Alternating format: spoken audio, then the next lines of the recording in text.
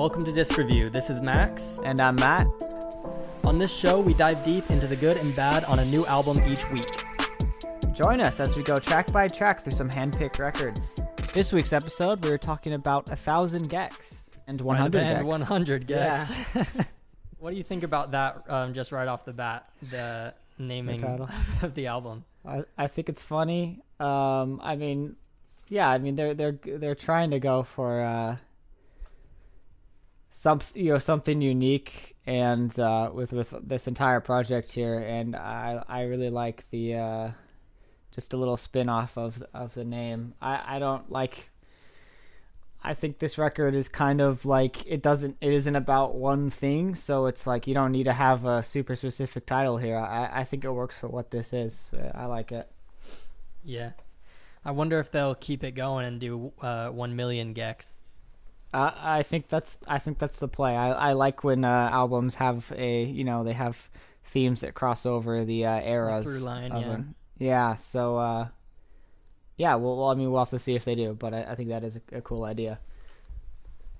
Another thing I want to talk about real quick is this is their first album, right? Their first debut. and only. Yeah, they're pretty new. And for it to do as well as it's doing, that's pretty incredible. I mean, they're like number one in the hyperpop genre right now off of their first record. I think awesome. They're leading the way in that genre, and they've received a lot of critical acclaim. And they're kind of, you don't really know what you're getting yourself into until you've just listened to it. It's tough to describe, but it's. I'm the one who picked this week, and you had no knowledge going into it, and I guess give me your experience here. This was nothing like I've ever listened to before, in a good way. I threw it on, and immediately the first song hits you with this sound that is unique and strange. Yeah. And it's captivating, but it's also kind of like almost off-putting in a way. Like it's so like you have to really take it in, you can't I guess first time listening, you probably don't want it to be like a super casual listen because you're going to be really confused. For me, I had to like really sit down and tackle this album because it was foreign to me. It wasn't it's not your average album for sure.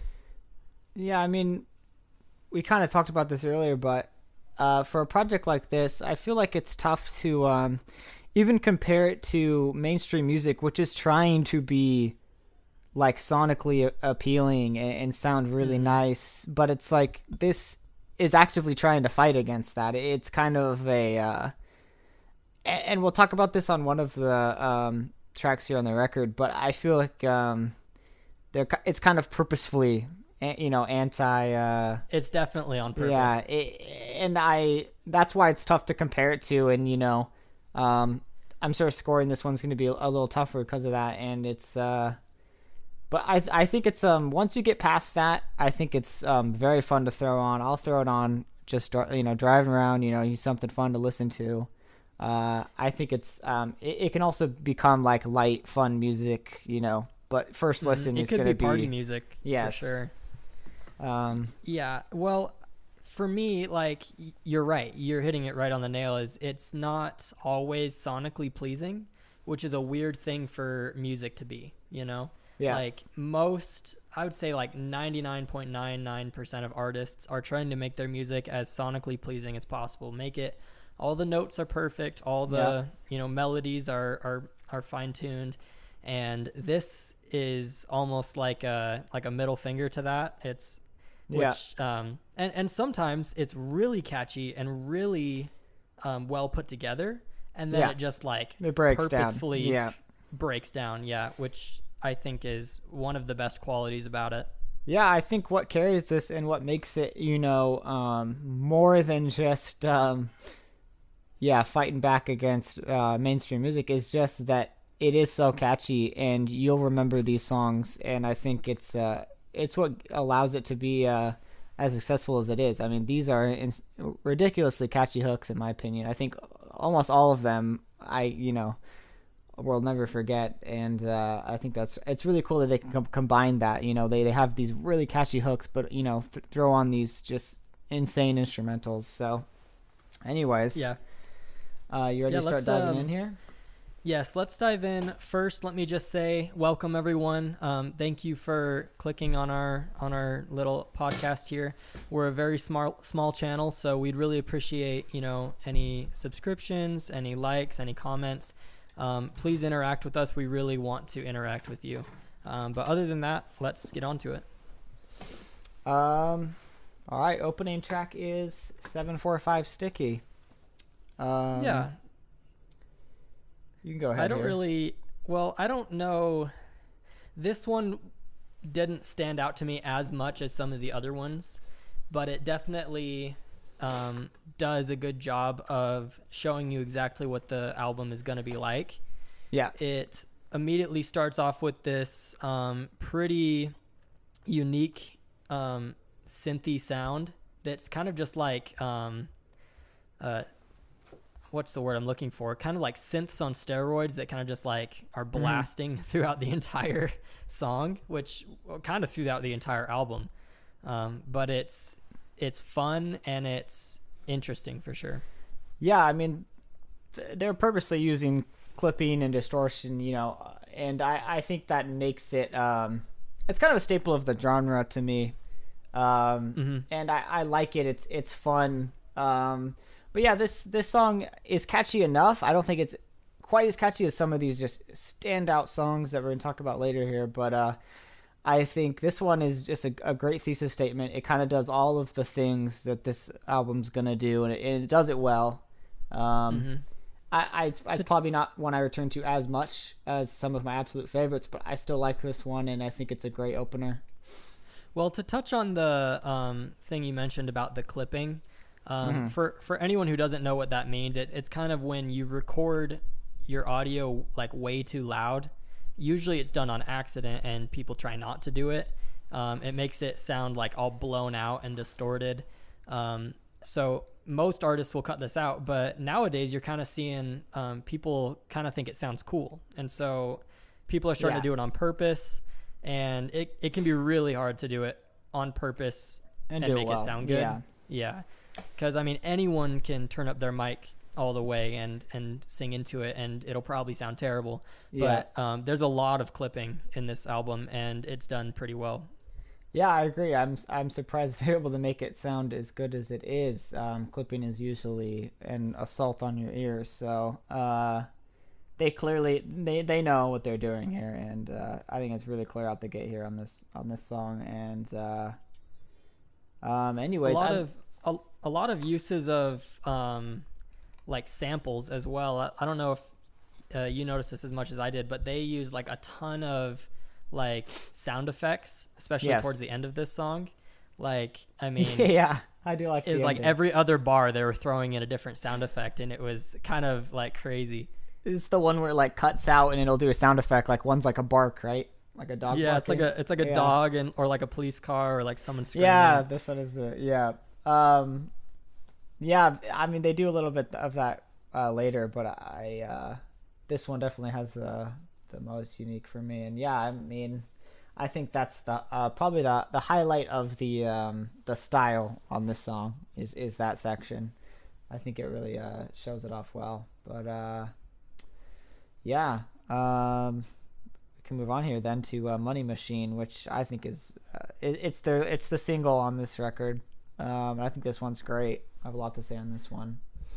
I'll tell you what, Money Machine might be a perfect song. I have gone over it over and over, and I can't find anything wrong with this song. I love it. It's I mean, we can just start at the beginning here. I think the intro is fantastic. I love the high pitched just insults that are like they like kind of mean nothing, but they're also like the harshest I've ever heard someone get roasted in a song. They're really unique and like funny lines. Like as soon as you press play on this song, it's like, "Hey, you little piss baby," and I'm like, "Whoa!" Yeah, I love the open here, and it's got just kind of country-esque guitar playing, and then it goes into an insanely catchy chorus here. Feeling so clean like a money machine is a great line that also, I mean, even she even said it, like she doesn't even really know what a money machine is. She just kind of meant an ATM machine, just something random. It's not really important. The lyrics here and all of these are just, you can kind of just say whatever, but that's the fun of it, I think. Mm-hmm. There's a for music in general, but especially this album, you can kind of take it to mean whatever you want it to mean. Yeah. And I feel like that's important to talk about, because we might be talking about a song or something and we can like explain what we think it means, and maybe that's not what it means at all. Maybe the artist never intended for that, or maybe like you didn't think of that. It doesn't make it wrong though.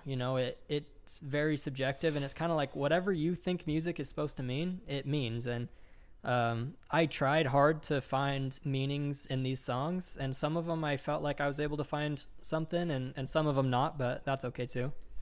I think, everyone's going to listen to music differently. Some people don't even want to find the meaning. Some people like sing along to lyrics but don't consciously even recognize what it means, and also don't care. I think it's all valid. I mean, music is definitely a subjective experience, like you said, and it's we like to have fun and try and find some deeper meaning, and there doesn't even have to be intended deeper meaning. If you get that from the song, yes, that's perfectly valid. We're just having fun.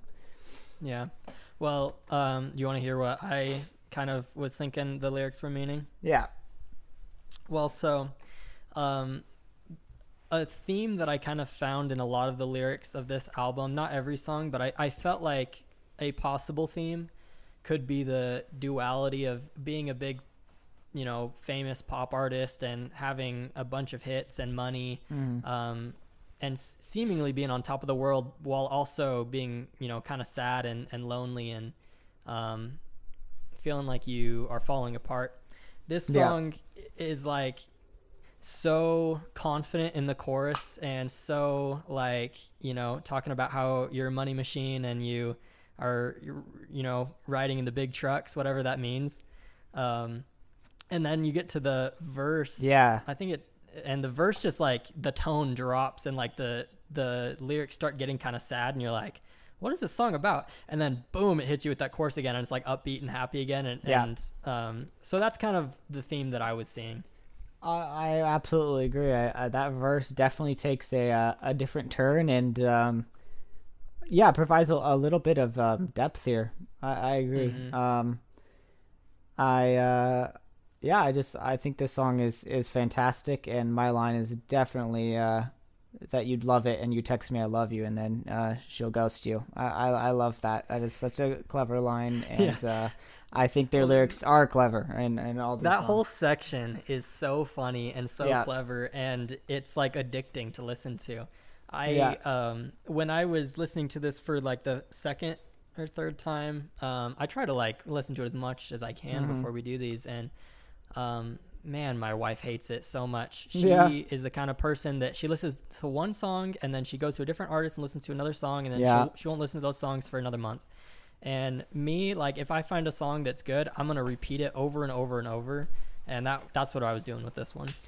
Yeah, this one's I think this one's the standout, and I feel like we covered it all, but great song, and we can go ahead and move on here then to lost the track here. 800 dB cloud. 800 dB cloud. What does that mean? Is that 800 decibel cloud? I believe decibel is my assumption here.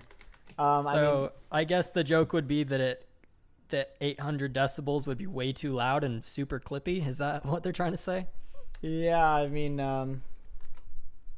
this one's more about drugs here, and I believe it's talking about loud as in a slang term is kind of my initial assumption. I don't know if that's interesting. The kind of angle they're going for.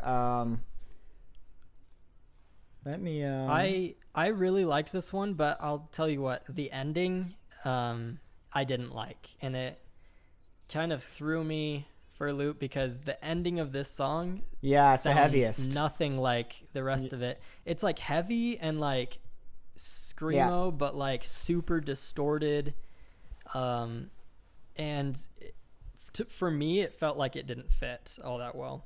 So when my initial introduction to this group here was through their remix album, and that the song I listened to first, which is Hand Crushed by Mallet, the remix had screaming in it, and I actually really liked the screaming in it, and I kind of assumed screaming was going to be a bigger part of the main record, but when I went and finally listened to the original, this is basically the only instance of like true like hardcore screaming. And and it wasn't even like it wasn't like 2000s, you know, vocal fries screams. It was like muddy, grungy, like dark. That's what I would use to explain what it sounds like at the end. And then like also really cloudy, like you can't even really tell what's going on. I think this is when it breaks down probably the most. I like this song. I think it starts strong. It's of course got, I mean, just a classic catchy hook just right out the gate. It does get really, really crazy. I think that it's I agree that it's kind of weird. It's the only time it goes that insane, but I still think it's a good song. I think it's probably not my favorite though. I really like the song, and I play it a lot, but I usually, once I get towards the end, I'll skip to the next song, which is not like me at all, but that's usually what I do with this one, because I do think that it starts out really strong. I can agree with that, and I think that's a perfectly valid. I mean, it's intense, and you know, maybe you don't always want to listen to something, you know, like that. Maybe it's because it is a little bit of departure from some of just the upbeat fun stuff that we got a lot of. And don't get me wrong, like I love screamo, I love heavy music, but I don't know, it just didn't do it for me on this one. I think that's perfectly a good little you know, opinion / criticism there on this one, which is anyways, we can move on to I Need Help Immediately, which is basically their version of an instrumental, and I think it's listen, do I want to listen to this song very often? Really, no. I think it's clever in its use of just like kind of making fun. To me, it felt like they're making fun of like people who are putting like super serious instrumentals, interlude kind of things on their album, and this one is just like probably the most absurd, and I mean, it doesn't even have her singing on it, I don't think, really at all. It's just kind of like, it kind of just is just random sounds, not even really a song. I mean, it's just like random loose, barely connected sounds. I think it's clever and it's trying to say something. But I think, you know, most people aren't really going to want to listen to it more than once or twice. Yeah, I mean, first of all, I did like this album a lot, and I have a lot of good things to say about it, but I'm probably gonna sound super negative here for a second. When I listened to this song and to another song down the way called Gec Gec Gec, these two at first made no sense to me, and then as I listened to it more, it kind of almost made me like upset, because I mean, these are like interlude / like instrumental type songs, which I'm usually all for, and I think are really cool. And they may be trying to make a statement on, you know, those, and trying to make fun of those, and if so, that's interesting. But I really felt like their intentions weren't malicious, but it kind of feels like a big FU to the listener, kind of like, you know, our other songs are so good that we're gonna sell you trash and you're gonna listen to it and you're gonna buy it and you're gonna, that's I couldn't shake that feeling. It's like it was so loose and so purposefully garbage that I was just like, this isn't good. Yes, that's why it's hard to categorize, because there's no way they think this is a good song. It's not a good song. But to me, I feel like the only way I can understand it is that it's intentionally bad and trying to say something. Yeah, I mean it's weird to try and say that in such a harsh way on a record that has 10 tracks. I get what you're saying. You're like, you say you buy this record and one of this is what feels like them purposely throwing away a song. And I don't know, I haven't done enough research to see if they've said anything about it. And I don't really, I can't make a solid educated guess. My initial assumption is that it's intentionally bad, but not in a malicious way. I think with the lack of information, you could take it either way.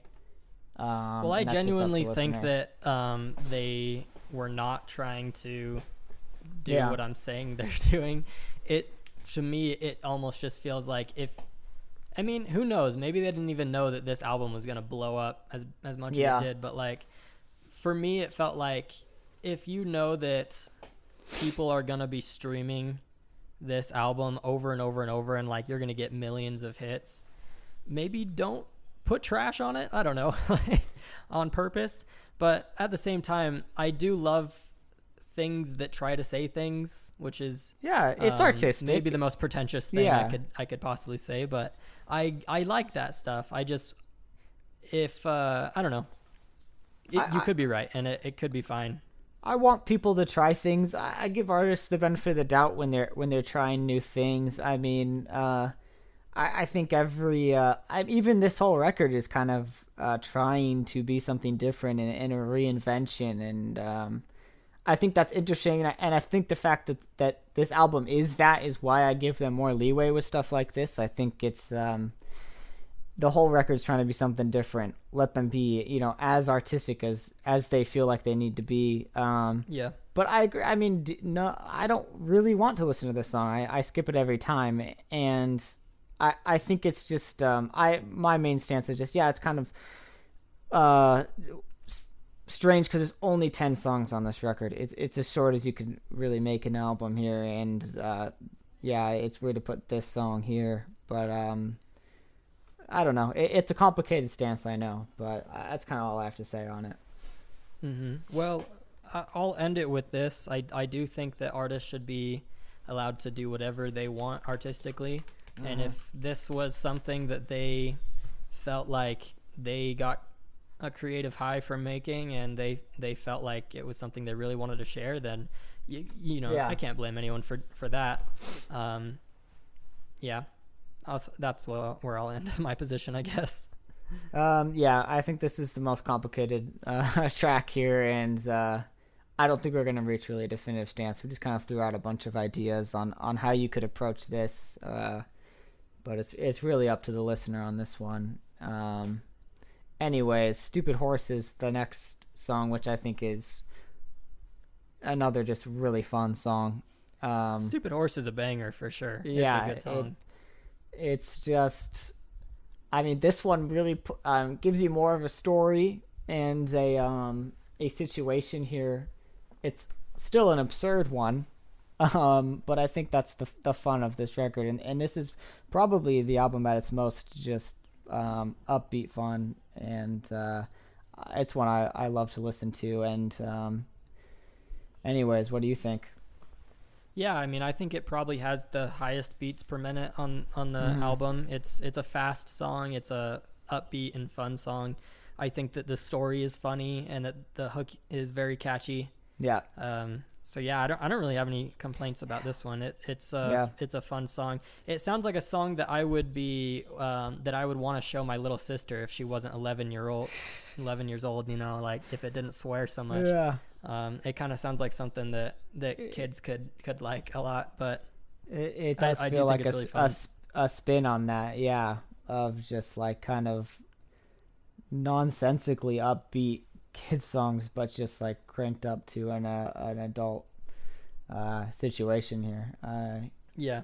I think that's a funny little insight there. Yeah, I mean, I like it. I think the remix version that's on the other album is actually better. I think because it has a on the chorus, it changes, each line changes like what animal and what situation they're in. It's like, stupid goat, I fell out of the boat. And I just think that's even more fun to me. It is, and it has a great guitar on the remix too. Anyways, I still like the original, but if people really like this song, definitely check out the remix version. Yeah, I didn't. I only listened to the remix of Hand Crushed by Mallet because you told me to. Yeah, I didn't actually listen to the whole remix there's a lot. album. And not all of them are as good as, there's some highlights on that one, I think. But yeah, is this song about gambling? Because it starts off with her it's about betting on a horse. She loses her money, and then she goes and beats up the jockey and steals his phone. It's a pretty it's absurd, but it's in a endearing way. Yeah, it's I think the absurdity is fun on this record, and this song does it very, very well, along with Money Machine. Anyways, I feel like we've covered it here, and we can move on to what I just call Would Never Stop, since the title is purposefully. I usually call it I Would Never Stop You. I Would Never Stop. Oh, yeah. It's it's kind of got the X's on the sides like people used to do on gamer tags on Xbox. It's kind of hard to read at first glance, but it's I Would Never Stop You. Mm-hmm. I'll let you take the lead on this one then. This one's pretty great. I think that it starts out super fun and catchy. This one is super heavy on the auto tune, which is really fun. And it kind of like the way they make her voice sound, because in like a couple points in this album, the girl singer will say like one or two words and it will be like clean, like there's no auto tune, there's no like vocal effects on it, and then it'll immediately cut back to the auto tune version. And man, did they change her voice a lot. Like they pitch it, they are really good at pitching make it sound all voice. Sorts of interesting. I think this one does and a lot of. It sounds beautiful, to be honest. Yeah, I think she sounds phenomenal on this song, and just let's do just a ton of awesome vocal effects, including like stuttering the voice to match with the beat and stuff. I think it's fun to listen to. It has a kind of heavier breakdown towards the middle section, but it kind of comes back into that just upbeat auto-tune vocal before breaking down again into what I think is probably my favorite of like more I'm trying to find the right word for it, just like like a nice to listen to and like kind of like big soaring emotional kind of moment to me. I mean, it's not really saying any lyrics in that moment, but to me I think that's where it kind of resembles like more like contemporary, like nice sounding music is at the end when it just, has this like vocal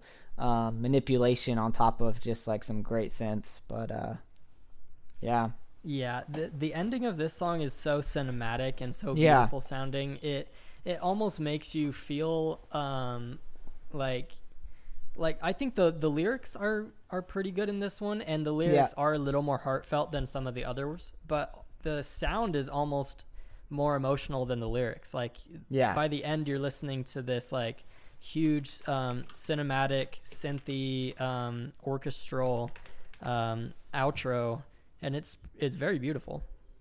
I agree. I'm glad we kind of got the same thing from that, because that's how I felt just on first listen on this song, which I think is a standout song on the record and one of my favorites.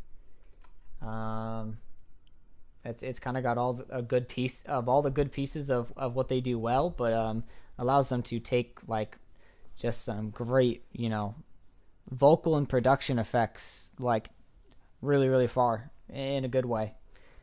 Yeah, I anyways, agree. Yeah, that's all I have to say about it. Sure, let's move on to ringtone. Yeah. Ringtone is another really catchy one. Yeah. I think our audios are a little not synced up right now, unfortunately, but you can go ahead. Oh, I was just going to say that I was just going to agree with you and say, yeah, I think this one is, if people aren't really used to the genre or like kind of scared of the genre, I think this one is probably one of the most accessible songs. It's so immediately catchy and just kind of a simple premise that I think people are gonna like really want to enter this this album and let's start listening to this group on this song. This is the one I feel like I'd heard before. So yeah, this song gives off very like cutesy vibes. Yeah. It's it's a story about a girl who has a crush on a guy, and she changed her ringtone of him to some other song, and makes her happy to hear it. And then towards the end, you start seeing the opposite. It's almost giving her kind of anxiety when she hears the ringtone now. This is another one where it kind of shows that duality of being happy and perfect sounding in your music life, and then it kind of like cuts to reality almost in the bridge, and her voice sounds really desperate, and it's kind of breaking up a little bit, and she's talking about how she feels for this guy, and I think it's really effective. Yeah, I think I've kind of said a list about a lot of the lyrics. They're all really clever, and this is another instance. I definitely agree with your little analysis of this song. I think this one is fun to listen to and has that lyrical depth that I think they make this song really interesting. Yeah, this is definitely one of the best ones to play at like a party scene. Yeah, some of these are great party songs and just fun to listen to. I think that's the adjective I've used the most, and I'll continue to use because I think it is just a great one to use. It's a fun record here. And anyways, next we can talk about Gec, which I think does fall into similar category a bit as I Need Help Immediately. What do you have to say about this one? This one ends with something that's at least coherent, which I really like. I think it would have been a better song if it just stuck to that melody at the end and did a whole song about it. But it is similar vibes as I Need Help Immediately. It's very scattered. Kind of sounds like what I imagine the thoughts of a dementia patient would be like. But it's all over the place. It does end coherently. Yeah, I agree. I kind of like even forget about the ending sometimes, but going back through this record for this, getting to this song, I was like, yeah, okay, I also don't like this for the same reasons I didn't like I Need Help, but the ending is actually really strong, and I agree. I think, I mean, it's the same tough conversation of it's their artistic right to do whatever they want, really, but I agree. I kind of would have loved a song of that ending fleshed out, But, do you think if an artist puts together songs that are really well done and really beautiful and really sound good, do they kind of earn the right to just put out trash, or is that something that anyone can do? Do you have to earn it, or can you just... I mean, in reality, you can do whatever you want to do, but is it warranted? I mean, this whole discussion kind of falls on like what's your philosophy on art, or do you ascribe to reader response theory, or you think art has its own intrinsic value and meaning that's objective? It's tough to say. I think that if you have a certain level of fame, you kind of do get more of a pass to do stuff like that. I feel like if you're a nobody releasing bad sounding music, no one's going to listen to it. Yeah. But you throw some stuff that objectively sounds bad onto a collection with good stuff. Yeah, people are then going to listen to it by association, and it's like it is a complicated discussion. I think that I'm kind of on the stance of this record is trying to be different, and I'm gonna be accepting of whatever they want to try and do. But yeah, I mean, I'm not gonna revisit this one, and I Need Help really at all because of that, and that's kind of. Yeah. I mean, I guess the artist just needs to accept that, and I'm sure they do. I'm sure they're fine with that. I don't think they're worried. Yeah, and I'm okay with not cracking the philosophy of art's value right now. I guess that's fine.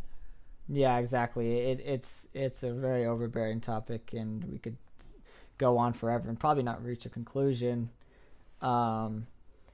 But I think as we continue to talk about music, maybe we'll find a better ground on stuff like this. Because I'm sure this isn't the last time we'll have a song where we're like, well, I hate this or something, It's going to happen. Yeah. So anyways, we can move on to my favorite song on the record, which is Hand Crushed by Mallet. Yeah. So something I'll mention about this one and the last song, Get to You. These two are not as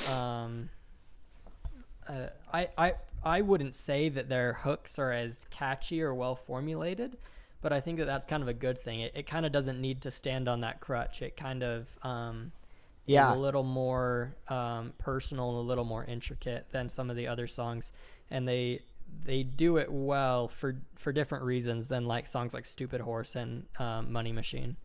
Yeah, I agree completely. I think that those two songs you just mentioned have the absolute catchiest, hooks. But this one feels more like a fully fleshed out song in a sense. Yeah, it doesn't need to just be a catchy hook. It's kind of a bunch of just great, clever lyrics and an experience that I think, it does stand on its own. And I think this one is has more to say. Yeah, and I listened to the remix of Hand Crushed by Mallet, and I think that I feel like I have more to say about that one than I do the original song, because that remix features Fall Out Boy and Craig Owens, and I think it said it featured someone else, but I don't remember. I don't think we're familiar that with one's really interesting to us because me and Matt used to listen to Craig Owens a lot when we were in high school, and he's not a huge I wasn't ever huge into Fall Out Boy, but I know some of their songs. But the Craig Owens one is a weird feature because he's not really that popular of an artist, so it's really weird to see him on other things, especially with like Fall Out Boy. That was kind of surreal, but I felt like the lines that Fall Out Boy sings and the lines that Craig Owens sings, it's almost like those were meant for them, like written for them, because they sing it so well. And it's like after that, when I listen to the regular version, I can't hear it any other way but with their voices. I agree. You can't have the remix without the original. I think the original, I think these remixes are a testament to how solid the songwriting is, on the originals, and that's why I appreciate them so much. But yeah, personally, I love that remix so much. It's my favorite version. Yeah, I mean, all the features on that specific remix song are phenomenal. I mean, their vocal performance is insane. I think the guitar on it, which I'm assuming is why they brought all of Fall Out Boy on, is great and adds a ton to the record. And just Craig Owens getting to do his screaming at the end, that breakdown is some of just like the craziest. It's my favorite version of a breakdown that Hunter Gecs does, and I think it's great. Do you know the name of the Fall Out Boy singer? Wow, my gosh, I don't know. I'm not remembering it. Well, his voice is really powerful. Like, as someone who doesn't listen to Fall Out Boy all that often, you kind of forget just how strong of a voice he has. Like, everything that he sings sounds radio ready. Yeah, I think that's I think it's done a lot for that band, and I think it's why they've been able to consistently stay on the radio and relevant. Is just they can write strong hooks, and their singer belts them out in a way that immediately catches your attention. And he doesn't do as much singing as Craig on that remix. They're more he just kind of does this little intro bit, but I think he's so great on it. Yeah. So those things I was kind of thinking about so much that I almost don't even really remember the lyrics to the song very well. But I remember just enjoying it sonically a lot. Yeah, I mean, I haven't taken the time to try and construct really any of a story to this song. I think just when I'm listening to it, I think it's such a good vibe. I think it's great to listen to, and I think the lyrics are interesting enough and kind of draw you in a way that I find the song really interesting, and it's probably the one I'll come back to the most. And anyways, we can move on. I think we did a good job on that song, and here we can talk about the closing track here, which is Gecs to You. Yeah, this one sounded more, again, like emotional. Yeah. Not as, like, some of the other songs are made to be more just, like, have fun with this, party to it, jam out to it. I would say Gecs to You is more, the artist actually sitting down and talking to you. Yeah, I agree, and I think this one still has a super catchy hook, but yeah, combines it with that strength we were talking about with Hand Crushed, where you're on more of an emotional experience here, and I think it's a great closing track. I think all of these songs are placed ordered really well, and it's only a 23-minute record, but I think it's a great listen, and I don't have too much more to say on this song other than I just like it. I think it has and also has a good remix. Do you have anything to say? Only that I don't know what a Gec is. Do you know what they're referring to? No. I figured it could be like short for gecko, but that doesn't really sound That's right. immediately I don't know. Yeah, you're gonna associate it with, but yeah, I mean, probably not. It's funny both ways. It's funny if they just made up the word Gec and yeah, kind of coined it and use it for a lot of things. It's also funny if it's short for something like gecko or something, or if it actually means something. I don't know, but yeah, I don't care. Either way, I get some enjoyment out of it, and it helps build kind of like a cinematic universe for themselves. Yeah, I think it allows them to do a lot of things creatively with that word, whether it be like we talked about the album title or song titles. I think this is an instance where it's like it could have just been Get to You, but they had to stylize it here with Gec instead. Yeah, I just think that's a strength of something they set up there with their name and the way they're using it, and I think I really like this closing song. I'd come back to it a lot for sure. And anyways, we can move on here to closing thoughts here. And yeah, you give your closing thoughts and your score first, because I still haven't decided what I'm going to score this. I'm going to score it on the fly. Yeah, I mean,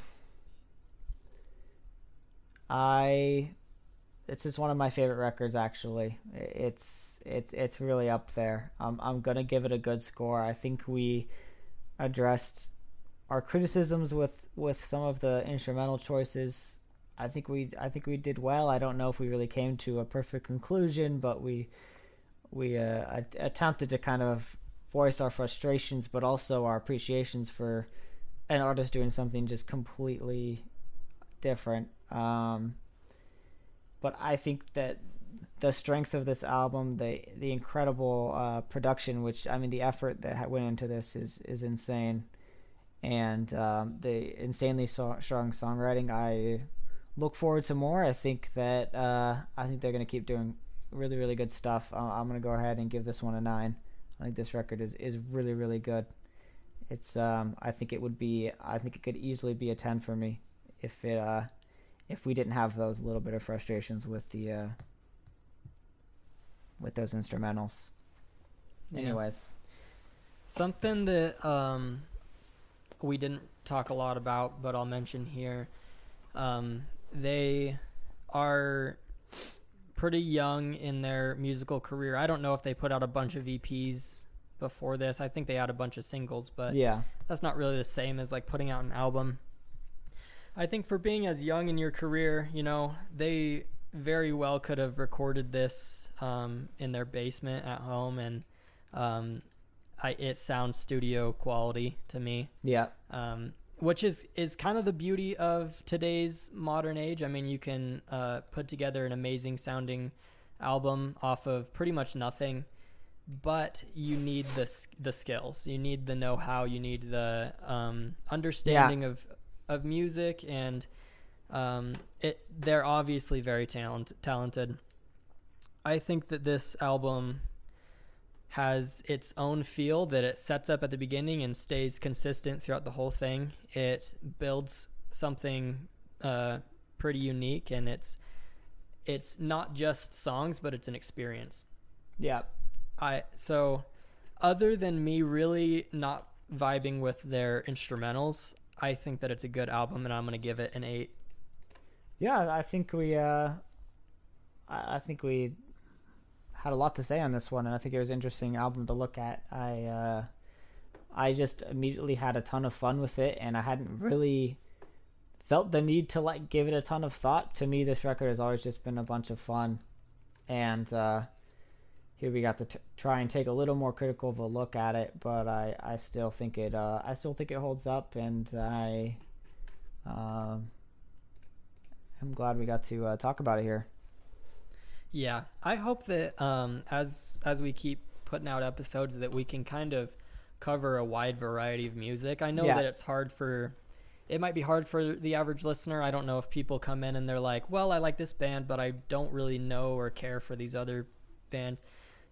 All I have to say to that is music is so much better when you just accept things and have an open mind. Being genre stuck or artist stuck is one of the worst things you can do to yourself. I have miss out on so much.